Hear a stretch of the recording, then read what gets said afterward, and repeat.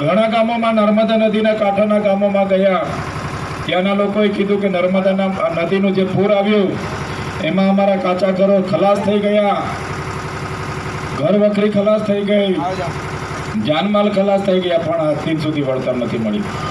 ત્યારે અમે કહેવા માંગીએ છીએ કે જે રીતે કોરોનામાં આપણને ઓક્સિજન નથી મળ્યા, જે રીતે બેડ નથી મળ્યા, એ રીતના જ આજે બી એમની ગુજરાતમાં લઈને દેશમાં સરકાર છે, તાલુકાથી લઈને દિલ્હી સુધીની સરકાર છે, છતાંય આપણા લોકોની પરિસ્થિતિ હજુ તેવી ને તેવી જ છે।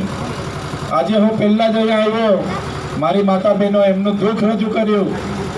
એમણે મને કીધું કે ગામમાં નકલી દારૂ વેચાય છે, નકલી દારૂ પી પીને અમારા જુવાનીઓ ખલાસ થવા લાગ્યા, અમારા વડીલો ખલાસ થઈ ગયા। તો આખા ગુજરાતમાં નકલી સામગ્રીની બોલબાલા છે।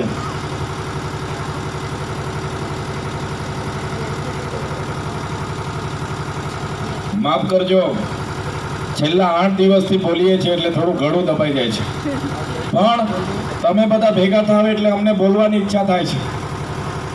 તમે વિચાર કરો, નકલી દારૂની વાત તો અહીંયા નીકળી છે, પણ ત્યાં જે પણ ગામમાં અમે જઈએ છીએ ત્યાંની બહેનો અમને કહે છે અમારા જુવાન ને જુવાન દીકરાઓ આ નકલી દારૂ પી પીને ખલાસ થઈ ગયા।